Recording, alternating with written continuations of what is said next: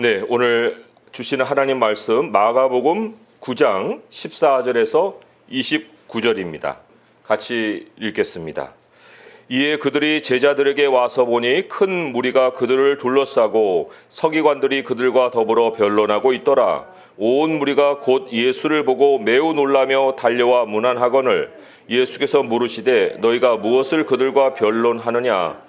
무리 중에 하나가 대답하되 선생님, 말 못하게 귀신 들린 내 아들을 선생님께 데려왔나이다. 귀신이 어디서든지 그를 잡으며 거꾸러져 거품을 흘리며 이를 갈며 그리고 파리해지는지라. 내가 선생님의 제자들에게 내쫓아 달라 하였으나 그들이 능히 하지 못하더이다. 대답하여 이르시되 믿음이 없는 세대여, 내가 얼마나 너희와 함께 있으며 얼마나 너희에게 참으리요. 그를 내게로 데려오라 하시매 이에 데리고 오니 귀신이 예수를 보고 곧 그 아이로 심히 경련을 일으키게 하는지라. 그가 땅에 엎드러져 구르며 거품을 흘리더라. 예수께서 그 아버지에게 물으시되 언제부터 이렇게 되었느냐 하시니 이르되 어릴 때부터니이다. 귀신이 그를 죽이려고 불과 물에 자주 던졌나이다. 그러나 무엇을 하실 수 있거든 우리를 불쌍히 여기사 도와주옵소서. 예수께서 이르시되 할 수 있거든이 무슨 말이냐? 믿는 자에게는 능히 하지 못할 일이 없느니라 하시니 곧 그 아이의 아버지가 소리를 질러 이르되 내가 믿나이다. 나의 믿음 없는 것을 도와주소서 하더라. 예수께서 무리가 달려와 모이는 것을 보시고 그 더러운 귀신을 꾸짖어 이르시되 말 못하고 못 듣는 귀신아, 내가 네게 명하노니 그 아이에게서 나오고 다시 들어가지 말라 하시매 귀신이 소리 지르며 아이로 심히 경련을 일으키게 하고 나가니 그 아이가 죽은 것 같이 되어 많은 사람이 말하기를 죽었다 하나 예수께서 그 손을 잡아 일으키시니 이에 일어서니라. 집에 들어가심에 제자들이 조용히 묻자오되 우리는 어찌하여 능히 그 귀신을 쫓아내지 못하였나이까? 이르시되 기도 외에 다른 것으로는 이런 종류가 나갈 수 없느니라 하시니라. 아멘. 예수님의 제자들은 지금 이 순간에는 능히 귀신을 쫓을 수 있는 권능이 있습니다. 그리고 또 귀신을 쫓은 경험도 있어요. 그런데 왜 지금은 쫓아내지를 못하고 있을까요? 귀신 쫓는 일이 어려웠다, 이런 기록은 성경에 없어요. 대신에 많은 귀신을 쫓았다, 이런 기록은 있죠. 그래서 마가복음 6장 13절에 보면은 많은 귀신을 쫓아내며 많은 병자에게 기름을 발라 고치더라. 이게 제자들이 한 일이에요. 그런데 왜 지금은 귀신을 못 쫓고 있을까? 오늘 이제 본문에 예수님의 말씀에 실마리가 있죠. 19절의 말씀에 거기 믿음이 없는 세대여, 내가 얼마나 너희와 함께 있으며 얼마나 너희에게 참으리요 라는 말씀이죠. 이게 누구를 향한 걸까요? 우리는 보통 믿음이 없는 세대여 하면은 세상을 얘기하고 또 주변에 있는 무리를 얘기하겠지만 지금 귀신 쫓는 행위를 누가 했어요? 제자들이 했잖아요. 그러면 믿음이 없는 세대는 누구예요? 제자들이죠. 여기 제자들이라 하는 실마리를 내가 얼마나 너희와 함께 있으며 라는 말에서 찾을 수가 있어요. 왜냐하면 3장 14절에 마가복음 3장 14절에 예수님이 제자들을 택하실 때 이러셨거든요. 3장 14절에 이에 12를 세우셨으니 이는 자기와 함께 있게 하시고 또 보내사 전도도 하며 귀신을 내쫓는 권능도 가지게 하려 하심이러라. 그럼 예수님이 함께 해주신 사람이 누구예요? 12 제자잖아요. 그런데 지금 여기에서 예수님 뭐라고 했어요? 믿음이 없는 세대여, 내가 얼마나 너희와 함께 있어야 되느냐라고 책망하시는 대상은 바로 제자들이라는 거예요.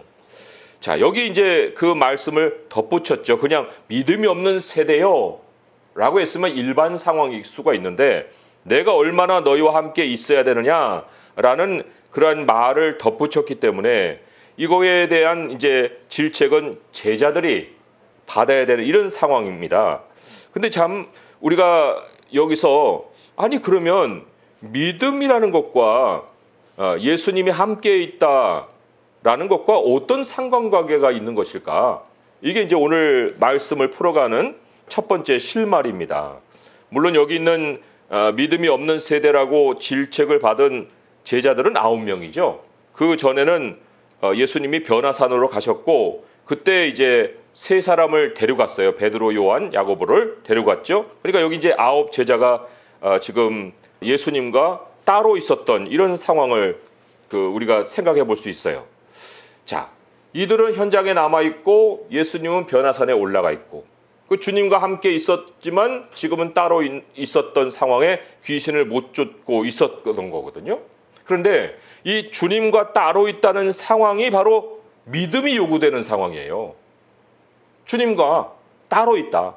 우리 요즘 고린도전서 말씀 우리가 계속해서 보고 있잖아요. 그런데 고린도후서 5장 6절에서 7절에 보면 그러므로 우리가 항상 담대하여 몸으로 있을 때는 주와 따로 있는 줄을 아노니 이는 우리가 믿음으로 행하고 보는 것으로 행하지 아니함이로라. 그렇잖아요. 우리가 믿음으로 행한다는 것은 주님과 함께 있을 때의 얘기가 아니거든요.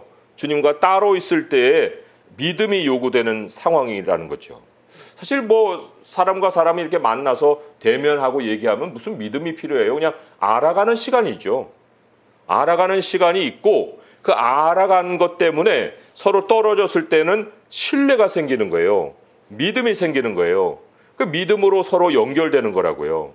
자, 그렇다고 하면은 예수님이 19절에 믿음이 없는 세대요 라는 질책을 했다는 것은 어떤 뜻을 암시하는 거예요? 야, 너희들 왜 나와 함께 있을 때 너희 나를 잘 몰랐니? 나하고 같이 이렇게 지내는 시간 동안에 나를 알았을 텐데 나를 알았으면은 내가 함께 하지 않았을 때에도 믿음으로 나를 신뢰할 수 있었던 거 아니니? 이제 이런 암시가 여기 말씀에 있는 거지요. 제자들이 이전에 귀신들을 쫓았던 그런 경험이 있었다고 했잖아요. 그때는 참 권능을 행했습니다. 그렇지만 그들도 그때도 사실 마을로 돌아다니면서 이 예수님과는 거리적으로 떨어져 있었던 상황이에요. 그럼 왜 그때는 떨어졌는데 했고 지금은 떨어졌는데 못했을까? 그때는 예수님이 제자들을 보내놓고 중앙에서 지휘하고 계시는 상황이에요. 예수님이 땅에서 이 제자들이 돌아다니는 것을 다 보시고 또 예수님도 그들 위해서 기도하는 그런 상황에 제자들이 예수님이 그 감찰하는 가운데 귀신들을 쫓아내는 일을 했다는 거예요. 그리고 그게 장기간의 일이 아니잖아요. 단기간에 행했던 그러한 일이었는데 반해서 지금 이 상황은 예수님이 변화산에 올라간 상황이에요. 변화산이라는 것은 예수님이 하늘에 가 계신 것을 예표하는 사건입니다. 예수님이 땅에 머물러 계시는 상황을 말하는 게 아니에요. 비록 장소는 땅이지만 벌어진 모든 일은 하늘의 상황을 예표하고 있는 거죠. 이 순간만큼은 진정으로 제자들에게 믿음이 필요한 순간이라는 거예요. 예수님이 함께 있을 때, 예수님과 함께 있을 때 예수님을 알았던 지식을 총동원해야 되는 시간, 이게 바로 예수님이 변화산에 가셨을 때 아래에서 벌어졌던 그 상황이라는 거죠. 그런데 이 제자들은 그 상황에서 어땠습니까? 예수님이 예수님을 참 그들이 떨어져 있어갖고 믿음으로 반응했어야 될 그 상황에 예수님을 아는 것이 하나도 없다는 그 사실이 드러난 거예요. 믿음이 바닥에 있었다. 믿음의 바닥이 드러난 사건이에요. 참 이런 걸 볼 때 여기 보면 이제 우리가 예수님을 아는 것이 얼마나 이 사람들에게는 참 그 바닥이었을까 하는 것을 좀 여기 실마리를 또 볼 수가 있어요. 본문의 사건 뒤에 바로 뒤에 뭐라고 하냐면 예수님이 자신의 죽으심을 말씀을 하시죠. 이게 뭐 예수님이 몇 차례 말씀을 하시고 이제 여기 또 말씀하시는 거거든요. 그런데 32절에 보니까 제자들은 이 말씀을 깨닫지 못하고 묻기도 두려워했다고 그랬어요. 그리고는 그 다음에 엉뚱한 일이 벌어지죠. 어떤 일이 벌어져요? 여기 34절에 보니까 길 가는 중에 서로 누가 크냐 하고 쟁론을 했대요. 그러니까 마음속에는 예수님에 대한 생각이 아니라 자기들이 출세할 생각으로 가득 차 있는 거예요. 그리고는 예수님이 좀 깊은 얘기를 해주면 알아듣지도 못하고 이런 믿음이 바닥에 있는 이런 상황에서 이들이 귀신을 쫓아내면 더 이상한 거죠. 지금 제자들의 그 수준이 여기 둘러있는 무리들하고 이상한 게 하나도 없어요. 무리도 예수님 귀신 쫓을 줄 알고 데려왔잖아요. 선생님께 데려왔는데 선생님이 없으니까 선생님 제자들에게 대신 맡겼다 이렇게 기록이 나오지 않습니까? 18절에. 그러니까 예수님은 귀신 쫓을 수 있다. 이런 정도의 지식은 무리도 가지고 있고, 또 이 제자들은 우리가 예수님의 이름으로 귀신을 쫓으니 귀신이 나가더라. 이런 지식은 갖고 있는 거예요. 그러니까 예수님의 이름으로 이제 쫓으려고 많이 그 노력을 했겠죠. 그리고 본인들만 아는 또 사실이 뭐예요? 우리는 귀신 쫓는 권능이 있어. 이 지식을 이제 가지고서 지금 그 현장에서 귀신을 쫓으려고 했는데 귀신이 꿈쩍도 안 하는 거예요. 그러니까 당황하겠죠. 그리고는 너희들 왜 귀신 쫓는다더만 그 귀신을 못 쫓아? 하고 이렇게 서기관들하고 변론이나 하고 있고 이런 거예요. 근데 왜 전에는 됐는데 우리는 지금 못하지? 뭐 이런 생각은 또 했겠죠. 그런데 이들만의 문제로 생각지 마시고 한번 우리에게 한번 적용을 해보세요. 우리도 이런 정도의 지식은 다 있어요. 예수님은 귀신을 쫓으신다. 예수님의 이름으로 우리는 귀신을 쫓을 수 있다. 우리에게 그런 권능을 하나님이 주셨어. 그래? 그러면 이제 그런 지식을 가지고 우리를 누가 이제 데려가는 거예요. 저기 귀신 들린 사람이 있는데 한번 가서 귀신을 쫓아주세요 하고 그 현장으로 가서 우리가 그 정도 아는 지식으로 귀신을 쫓으면 귀신이 나갈까요? 안 나갈까요? 귀신이 나가냐 안 나가냐 이 확률로 생각한다는 것 자체가 이게 아직 믿음이 없는 거예요. 그렇잖아요? 나는 그런 데에서는 나는 준비가 안 돼가지고 그거 다 그런 건 알고 있는데 그게 적용이 될지 안 될지 모르겠는데요. 그리고 또 이제 실제로 그 현장에 갔는데 예수의 이름 명령하노니 떠나갈지어다. 근데 이제 귀신이 하하하하 하고 웃고서 뭐 너가 누군데 하고 이렇게 반응이나 하고 권능이 먹히질 않으면 이제 이게 어떻게 되는 거예요? 우리 성도님들 그런 자리에서 이 제자들과 같지 않을 거라고 내가 장담을 할 수 있습니까? 그러면 그렇게 물러나지 않으면 문제가 뭐예요? 그 문제는 똑같은 거예요. 당연히 믿음이 문제죠. 그러니까 우리가 여기서 이제 근본적으로 던져야 될 질문이 있는 거예요. 도대체 믿음이 뭐냐?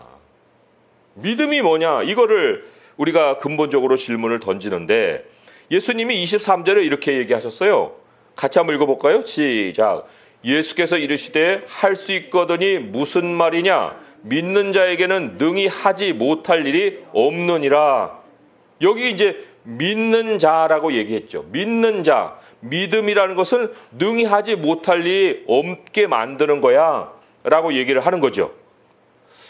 자, 여기에서 우리가 다시금 그 아까 예수님과 함께하는 것이 예수님을 아는 것이다 라는 말씀으로 우리 다시 한번 우리의 마음을 좀 생각을 그 말씀에 좀 둘 필요가 있습니다. 이 아버지, 이제 이 말씀은 그 아이의 아버지에게 해준 거거든요. 근데 그 아이의 아버지는 당연히 예수님과 함께한 시간이 없었죠. 예수님을 아는 시간이 어디 있었어요? 그러니까 여기 그냥 통계적으로 얘기를 한 거예요. 이 아버지는 22절에 귀신이 그를 죽이려고 불과 물에 자주 던졌나이다. 그러나 무엇을 하실 수 있거든 우리를 불쌍히 여기사 도와주옵소서. 뭘 할 수 있거든. 그러니까 내가 할 수 있느냐 없느냐 이런 어떤 확률적인 것을 가지고 예수님이 하실 수 있을까 없을까 이런 확률적인 것을 가지고 지금 예수님께 접근했기 때문에 예수님에 대한 지식이 없어서 이런 말을 한 것은 당연한 거예요. 그런데 우리가 예수님을 알게 되면 정말 가져야 되는 지식이 뭐예요? 이 사람은 지금 믿음 없는 것을 도와주셔서 뭐 했는데 믿음 없는 것을 뭐 돕고 말고의 관계가 아니에요. 이런 문제가 아니에요. 믿음 없는 걸 뭐 도와주면 그런 믿음이 확 생깁니까? 그런 게 아니거든요. 우리가 저 사람을 알 수 있도록 도와주세요. 어떤 새로운 사람이 왔어요. 나 저 사람 알 수 있도록 도와주세요. 뭘 어떻게 도와요? 물론 뭐 그 사람에 대한 얘기를 좀 해줄 수는 있겠지만 그러나 직접 그 사람과 대화하는 만큼이 그 사람을 알게 되고 신뢰하게 되는 거잖아요.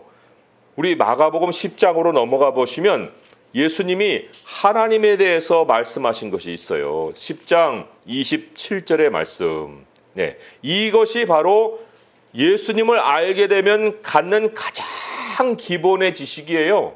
가장 기본의 지식이 믿음의 터라고 할 수가 있습니다. 10장 27절의 말씀 읽어볼게요. 시작.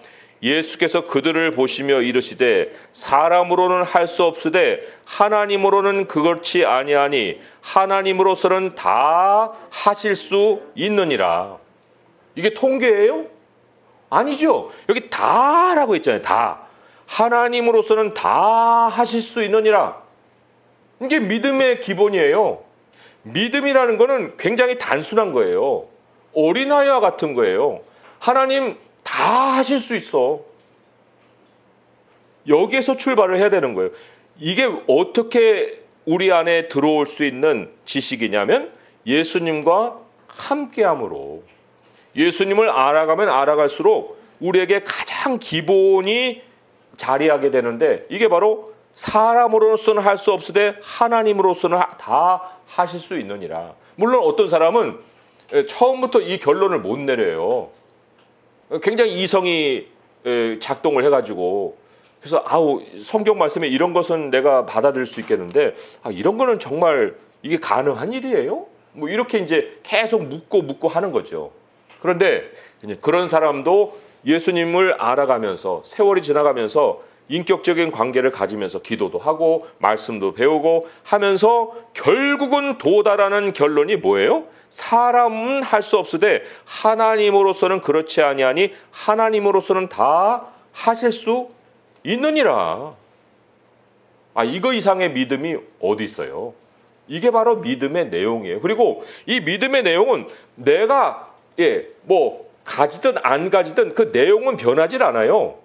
하나님은 다 하실 수 있는 거예요.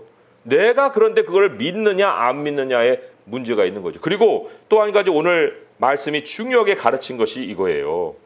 믿음이 표현되는 1차 현장이 어디냐. 우리는 귀신 쫓는 그 현장을 찾아가서 거기서 이제 우리들의 믿음이 확인이 된다고 생각하겠지만 그러나 하나님의 권능을 맛보는 1차 그 장소는 기도 자리라는 거예요. 기도 자리. 이게 매우 중요합니다. 하나님은 다 하실 수 있다라는 그 진리와 딱 들어맞는 이 그 퍼즐과 같은 조각이 뭐냐면 우리들의 기도예요. 하나님이 다 하실 수 있는데 나도 뭔가 이렇게 움직이면 이게 퍼즐에 맞아요? 안 맞잖아요. 하나님은 다 하실 수 있느니라 하는 것과 아주 1mm 차이도 없고 0.1mm 차이도 없는 딱 들어맞는 퍼즐 조각은 우리들의 기도라는 거예요. 11장 29절에 이르시되 기도 외에 다른 곳으로는 이런 종류가 나갈 수 없느니라 하시니라. 자, 우리가 왜 기도가 중요하고 그것이 하나님이 다 하실 수 있느니라 하는 것과 딱 들어맞는 퍼즐 조각인가 하는 것이 여기 29절의 말씀에 이제 설명이 되어 있는 거예요. 그런데 이 말씀이 그냥 읽어서 그렇구나 하고 이렇게 바로 깨달아질 수 있는 말씀이 아니에요. 보세요. 기도 외에 다른 것으로는 이런 종류가 나갈 수 없느니라. 여기 이런 종류라고 했잖아요. 그럼 이런 종류라는 것은 예수님이 앞에서 벌어진 사건 속에 실마리가 있는 거거든요. 그럼 그거를 찾아가야 돼요. 그리고는 왜 이런 종류라는 말을 하셨을까라는 것을 우리가 되새겨 봐야 하는 거예요. 예수님이 21절에서 아버지에게 이런 질문을 하죠. 이건 이제 제자들 들으라고 한 질문이에요. 예수님이 모르는 게 몰라서 하신 얘기가 아니에요. 예수께서 그 아버지에게 물으시되 언제부터 이렇게 되었느냐 하시니 이르되 어릴 때부터니다. 어릴 때부터니다. 이거 제자들에게 알려주려고 한 거거든요. 귀신의 역사가 오래됐다는 거예요. 매우 오래됐다는 거예요. 그런데 귀신의 역사가 오래된 것일수록 현장에서의 싸움이 아니라는 겁니다. 또 하나, 여기 귀신이 지금 어떤 귀신이에요? 25절에 보니까 말 못하고 못 듣는 귀신이에요. 말 못하고 못 듣는 귀신한테 귀신아 나가라 그러면 이 말이 그 귀신에게 들려요? 안 들려요? 안 들려요. 귀신이 들어야 그거를 먹히죠, 명령이. 그러면 못 듣는 귀신에게 그 메시지를 전달해 줄 수 있는 분은 누구예요? 그 유일하게 하나님이세요. 그러면 이러한 말 못하고 못 듣는 귀신이 그러면 특수한 귀신이냐? 그렇지 않습니다. 이 세상에 이 사탄이 말씀에 그 나오잖아요. 사람들을 혼미하게 해갖고 하나님의 영광의 빛이 비추지 못하게 한다. 그럼 비추지 못하게 한다는 건 어떻다는 거예요? 못 듣게 하고 못 보게 한다는 거예요. 그러면 사람이 못 듣고 못 듣는 못 보는 그것은 귀신의 속성 때문인 거예요. 귀신의 속성이 그에게 역사하면 그가 못 듣고 못 봐요. 그러면 이 못 듣고 말 못하는 이 귀신을 향해서 우리가 아무리 큰 소리로 뭐 병력 같은 소리를 질러봐야 소용이 없어요. 여기에는 하나님을 통해서만 역사가 된다는 거예요. 그리고 이 귀신과 이런 것들은 다 시공간의 그 어떤 영향을 받지만 하나님은 시공간의 영향을 안 받거든요. 그리고 하나님은 명령하시면 그 명령은 이 귀신들이 뭐 귀가 안 들리고 뭐 눈이 안 보이고 이게 상관이 없어요. 그대로 그냥 복종하는 거예요. 그대로. 그렇기 때문에 우리가 귀신이 나갈지 안 나갈지도 우리 마음속에서 왔다 갔다 하고 있는 판에 그 귀신이 말 못하는 귀신인지 못 듣는 귀신인지 그거를 어떻게 분별합니까? 그러니까 우리에게는 귀신을 쫓는 것이 우리의 권능 때문에 나가는 것이 아니라니까요. 나는 귀신 쫓는 은사가 있고 권능이 있어. 그래봐야 그것이 먹히지 않는 경우도 많습니다. 여기에 그래서 기도 외에는 다른 것으로는 이런 종류가 나갈 수가 없다라고 말씀하신 거예요. 그러니까 기도가 진정한 축사예요. 어떤 문제가 오랫동안 이렇게 잘 안 되는 경우에 그 안 되는 일을 우리가 믿음으로 믿는 자에게는 뭐 능치 못할 일이 없다고 말씀하셨으니 하나님께 기도를 쌓는 겁니다. 자, 오늘 말씀을 좀 정리하면서 한 가지 우리가 참고해야 될 것이 3장이에요. 3장의 말씀 한번 가보세요. 3장 27절의 말씀에 이런 말씀이 있습니다. 3장 27절의 말씀. 여기 이제 귀신 쫓는 권능을 주신 다음에 예수님과 이제 서기관들이 또 변론이 붙었어요. 그리고는 예수님이 이런 말씀을 하신 거거든요. 3장 27절 읽어보겠습니다. 시작. 사람이 먼저 강한 자를 결박하지 않고는 그 강한 자의 집에 들어가 세간을 강탈하지 못하리니 결박한 후에야 그 집을 강탈하리라. 결박이 나오죠. 이 결박이 우리가 기도하는 거예요. 기도. 이 기도를 하면 할수록 우리가 대상을 분명히 하고 기도하잖아요. 그 기도만 하면 할수록 그 귀신이 묶입니다. 이게 활동을 못 하는 거예요. 점점 이 왜소해지는 거예요. 묶이는 거예요. 그리고 난 다음에 우리가 가서 복음을 전하면 그냥 거기서 역사가 일어나는 거죠. 그런데 그러한 준비도 없이 결박도 시키지 아니하고 귀신을 향해서 그 사도행전에 나오잖아요. 예수도 알고 바울도 아는데 넌 누구야? 하고 그냥 덮쳐가지고 막 벌거벗고 도망가잖아요. 그런 일이 벌어지는 거예요. 그러니까 우리가 가져야 될 그 기본의 자세, 믿음은 뭐냐면 하나님은 다 하실 수 있다는 거예요. 하나님께 다 맡겨야 되는 거예요. 그리고 예수님이 오늘 가르쳐주신 지혜가 뭐냐면 오래된 일일수록 너 기도 많이 해야 된다. 하나님이 못해서가 아니라 너의 준비를 위해서. 하나님은 우리를 통해서 역사하고자 하시잖아요. 하나님이 한순간에 다 역사해버리면 지금까지 이 세상에 있을 필요가 뭐 있어요? 그냥 옛날에 다 없어져 버렸죠. 그러나 하나님은 항상 우리와 동역하시고 우리를 통해서 역사하고자 하시기 때문에 우리의 약함을 강하게 만들어 놓으시고 그리고는 권능을 행하게 하신다는 거예요. 그러니 그 더러운 귀신을 제압할 수 있는, 결박할 수 있는 그 방식으로 우리에게 하나님이 가르치신 것이 기도다 하는 거죠. 그러니까 섣불리 현장으로 뛰어가서야만 권능이 나타나고 이런 게 아니에요. 하나님과 함께 동행하고 하나님을 아는 시간을 가지고 기도 자리를 절대적으로 확보하고, 그리고 오래된 일일수록 이게 내가 함부로 다룰 수 있는 일이 아니구나 하고 내가 오랫동안 그를 위해서 기도하고 그의 형편을 위해서 기도할 때 하나님이 그 장을 만들어 놓으시고 결국 때가 될 때 딱 적기에 우리를 보내셔서 하나님이 영적인 현실을 제압하게 하신다는 거죠.